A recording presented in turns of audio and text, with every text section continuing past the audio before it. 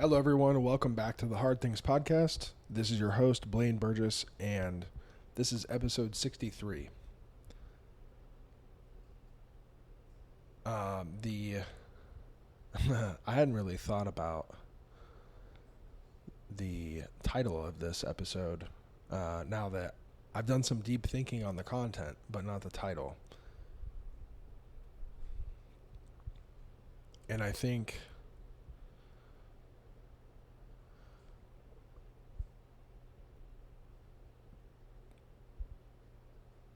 it's pretty tough to say, to be honest with you.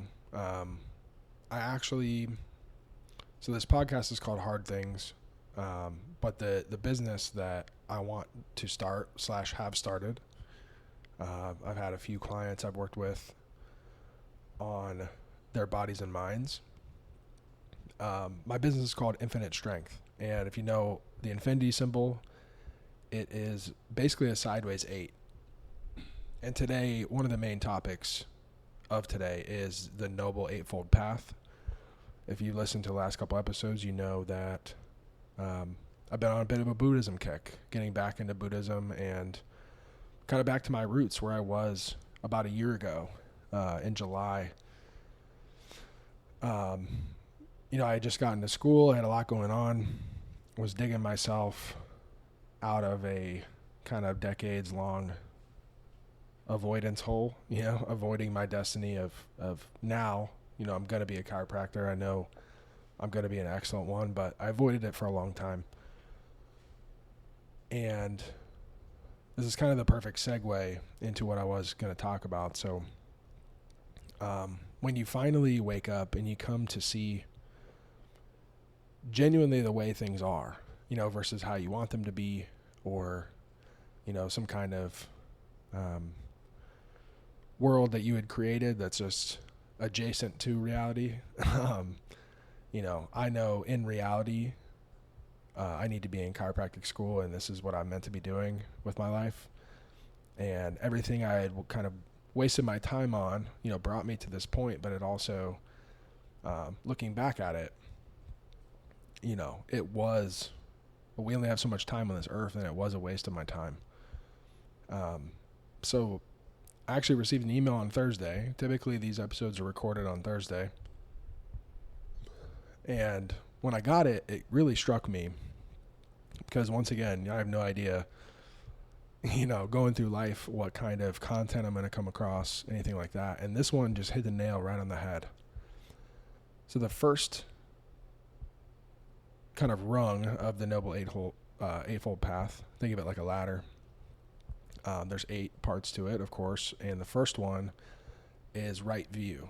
And before I give you a definition of it, I'm just going to read this quote I got in my email because it's pretty excellent. It says, "The Noble Eightfold Path starts with right view, and I see right view as looking back at our life to see how we've caused our own suffering. That requires the ability and willingness to be very embarrassed." And this is... this just immediately clicked in my brain. For that, decades since I've been out of school and beforehand, I think I felt embarrassed because I didn't know what I wanted to do. I didn't necessarily have anyone helping me figure out what I want to do. Like a lot of people, their approach is to let you work it out on your own, which I think is great. And that's what I did. And it just took me forever. So obviously I'm embarrassed because I'm a smart individual. And I just wasted a lot of time spinning my wheels, but I also learned a lot in that time that's going to help me be an excellent doctor faster. And maybe where I would have became a chiropractor too soon and been embarrassed about that, or maybe even done something, irreversible, maybe injured someone based on something I was doing, whatever it may be. Now I have the wisdom and experience to kind of start out as that excellent chiropractor that I want to be, and then learn the chiropractic as I go.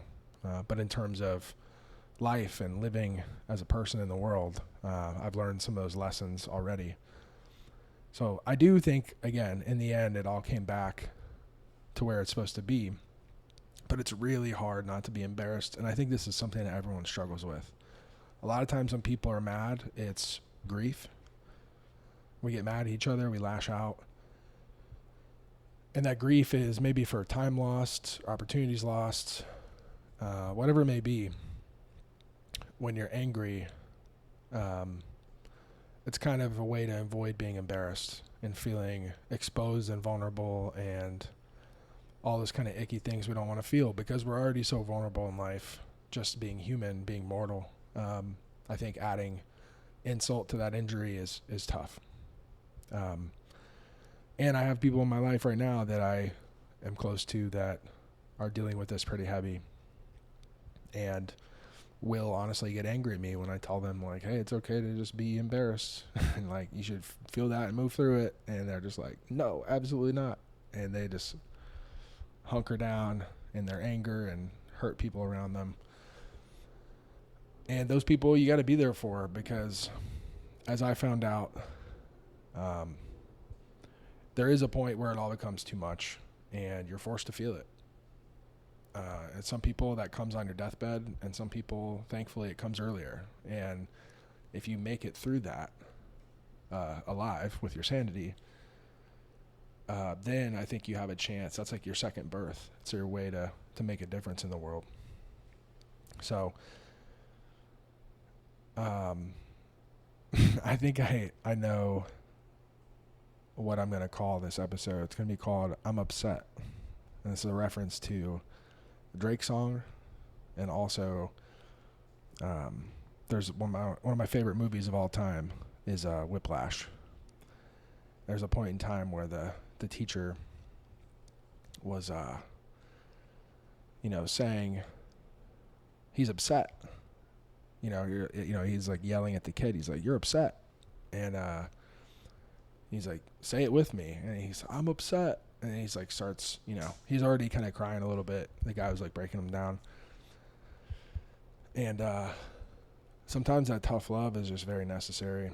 I know it was for me in a lot of different ways. There's some people that took it too far.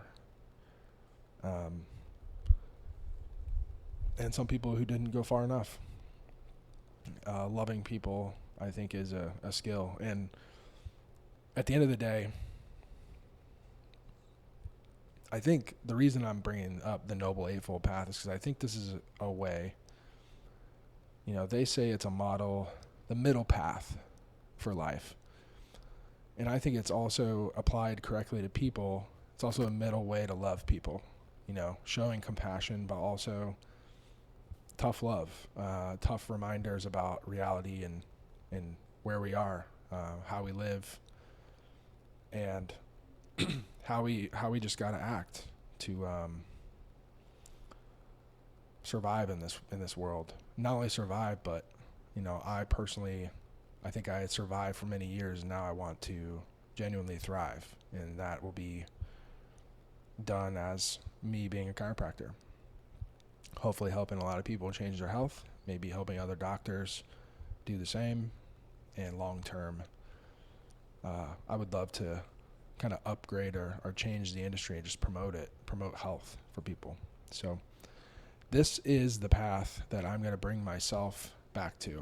I think I do a pretty good job most of the time, subconsciously, but I think I could do a better job of meditating on these things and doing them with intent, consciously. So as much as this is for you listening, this is also for me as a reminder. So going back to right view. The Buddhist right view means having the right kinds of ideas and right understanding.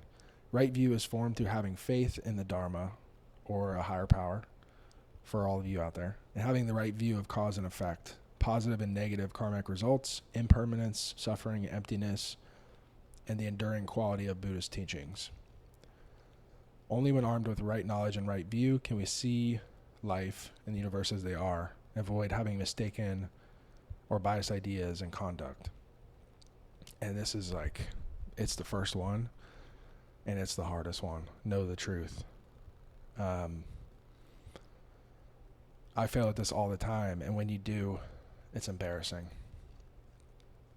And embarrassment is like one of the worst emotions on planet Earth.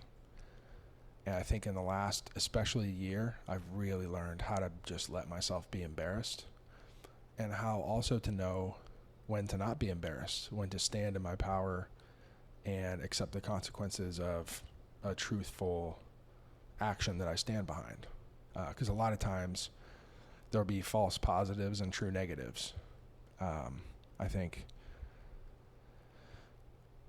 there's times when we fall short and you can feel embarrassed about falling short. And there's times where we hold the line, and then other people might make you feel embarrassed, maybe suggest that you went too far when you did exactly what you should be. Like, you have the right view, and then kind of in the after action debriefing, someone convinces you that you didn't.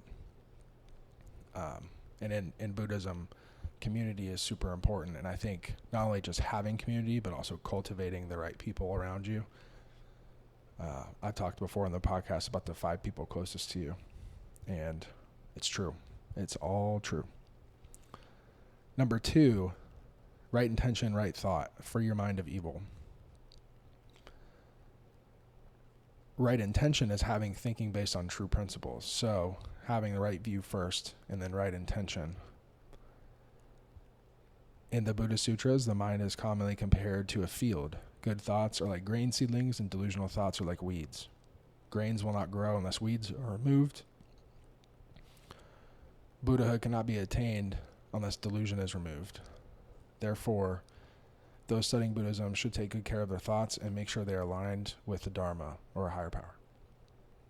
The mind should be flexible, compassionate, pure, and without anger, so that our thoughts do not become tied up in arguments or disputes with others. And I'm just going to keep going on with this. Right speech. Say nothing that hurts others. Speaking good words is the best form of practice for creating karmic connections with others. Conversely, by speaking in a sarcastic and vindictive tone, or resorting to dishonest, harsh, divisive, or idle speech, language becomes a weapon to harm others. Students of Buddhism should speak constructive words that benefit others, words that are true and compassionate so they awaken faith in others, and words that praise and gladden others. I can tell you, I struggle with this one very hard. And so this starts to get into the 3 morality principles. So right speech, right action, right livelihood. So I struggle with this because there is, like I said, that form of tough love. And this is a very thin line, because sometimes people need to hear truth. And I've found in life, only people that truly care about you will stand in front of you, be willing to take your wrath of telling something that's true that they don't want to hear. And I think in America right now, especially, everyone is off their axis, off center with the truth. And so when someone actually speaks up and tells the truth, it makes people angry. And once again, it can be hard to determine. It says, say nothing that hurts others, but sometimes the truth hurts. So once again, this is very, very tricky. And I think they even say, speaking in a sarcastic and vindictive tone, I think there's such a fine line. There's some gray area to this too. I don't think it's helpful, but I also think there's a certain point where someone does not hear truth or want to. And essentially, if they keep coming back to you, if you tell them like, hey, I don't think we're aligned on our values, and I don't think we should continue this close of a relationship. Like, I'd love to be friends, and if you reconsider, come back. I've done that with certain people, and even though they get screaming mad, just hopping mad, smoking out of their ears in front of me, they always come back. And it's like at some unconscious or subconscious level, they know I have their best interest at heart. And to stand in the pocket and take that damage, in my opinion, is one of the most loving things you can do for someone, especially when you're telling them truth. And you have to make sure you're not deluding yourself. You have to really have a hard tether to reality to be able to do this, because other people will skew your sense of reality. So you have to have a connection to a higher power to be able to maintain your own sanity and your own health. And a lot of times your own health is a reflection of how that's going. So if you're having a lot of problems, I kind of come in and out of it. There's times where I tell the truth and I feel really good. There's times when, I take some damage and I don't feel as good. And I have to really focus on taking care of myself in those relationships. But I think saying that mental health is a problem and I need some time is kind of a cop-out, to be honest, because life is here to be lived and these people need your help now. So you should tell them the truth. You should hold the line and ask them, if necessary, to come back when they are more willing to have a reasonable discussion. And it's funny, if you do that, people come back. They do. You take that damage and go take care of yourself, and they end up coming back around. But like I said, very difficult. And on the path to, I don't know if I want to necessarily be a Buddha, but I like those qualities. I think it's a good thing to do.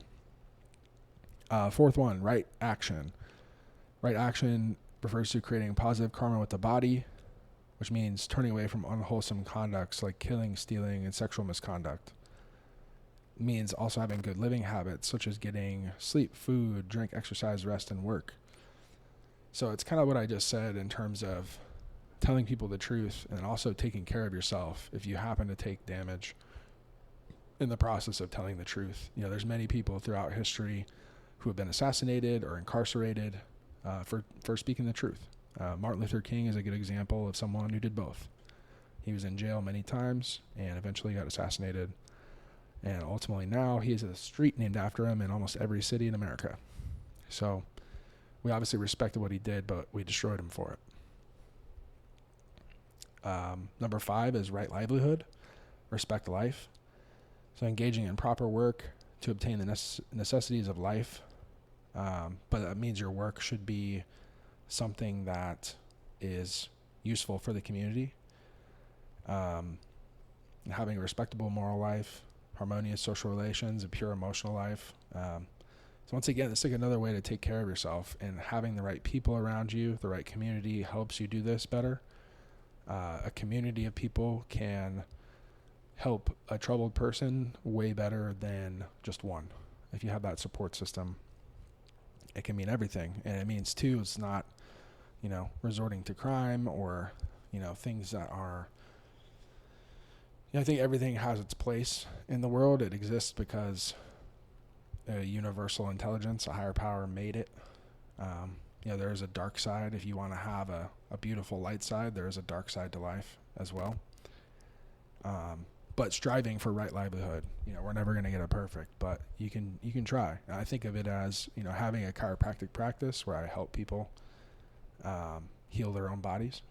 That's a beautiful way to have right livelihood. So I'm excited for that. Right effort. Right effort is just purely the exertion of diligence so that one remains focused on advancement and does not lose ground. This one is really easy. Really, really easy to, I just said really, really, really because I am filibustering on telling the truth about this. I falter.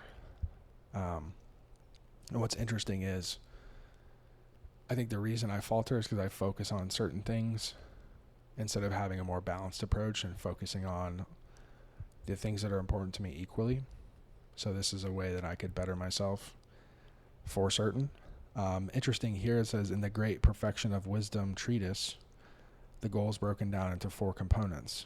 So developing wholesome qualities that have not yet arisen, strengthening wholesome qualities that we already have, preventing unwholesome qualities and renouncing unwholesome qualities. So just the positive and negative things that exist and don't exist. Pretty simple there. I didn't need to read that out loud. I probably could have summarized it, but I'd never seen that before. And I think I like it. And in a way, it kind of knows, like, you have to know who you are and know who you want to be. Because you got to know the direction you're going, and, you know, maybe you get there fast, maybe you don't. But even striving, I always like to say love is in the trying. All right, so down to the last two here. Right mindfulness, control your thought. And I think even just the term control your thought is kind of a misnomer. It's kind of the opposite of mindfulness. I think mindfulness is about being aware of your thoughts and not trying to control them. And if you have the time, you should inquire into your mind as to why you have that thought. I'm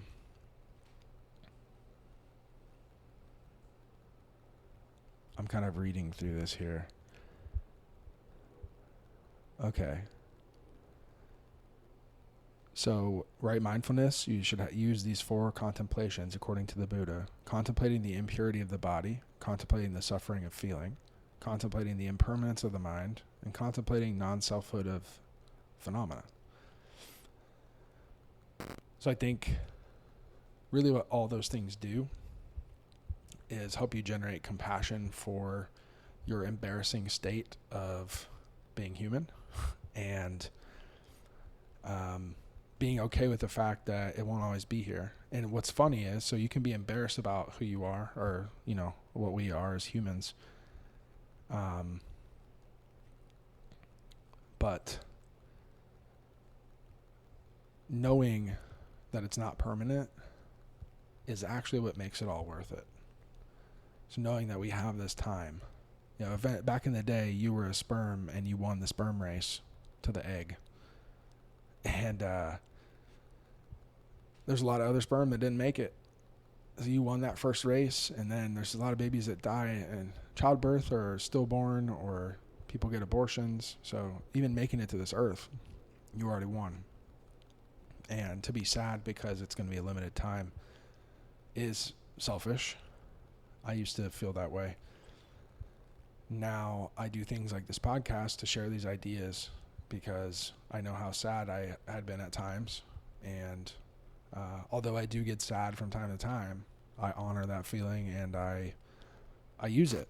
You know, I'm sad because of the impermanence of life. And the opposite of that is to be excited about using your time and reminding yourself of that. You have to remind yourself every day.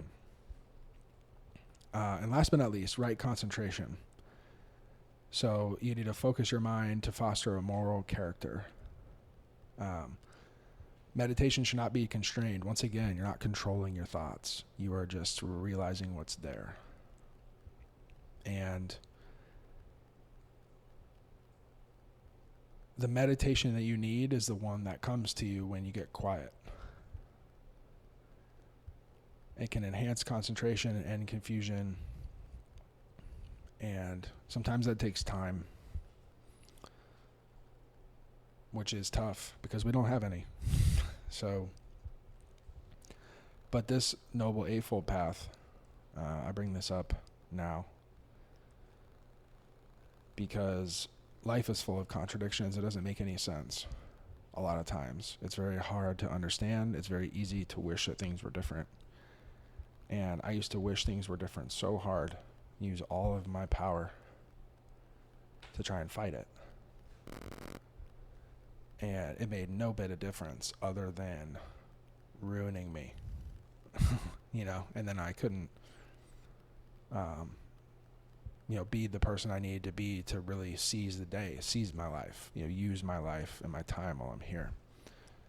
And I'm very fortunate to have met people and done things that opened my mind and allowed me to get to this place where I can now be on the path of my life's goal, my life's journey. You know,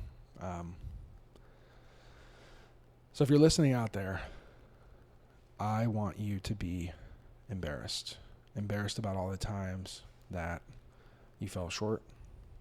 And I want you to accept it and let it go. And I want you to celebrate your wins and then get fired up to get some more. And just know in the process of that, you're going to fail. That's okay.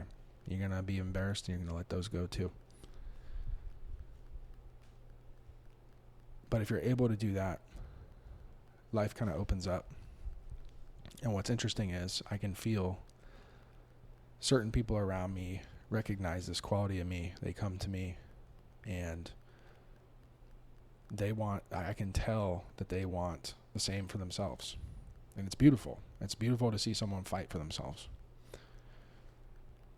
And it can also be painful and heartbreaking to watch them go through it. It can be frustrating when they slide, one step forward, two steps back.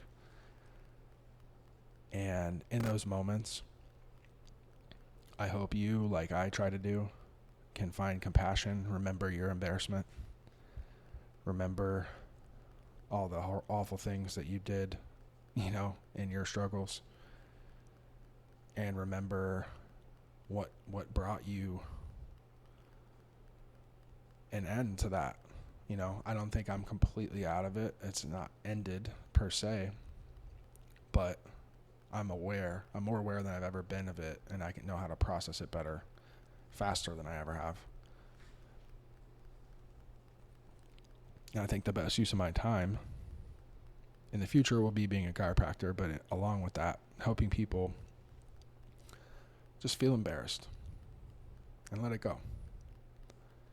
Work with them on a plan to get their health where it needs to be and keep it moving. So, like I said, feel embarrassed, get fired up, try things that you think you might love until you find that thing that you do love,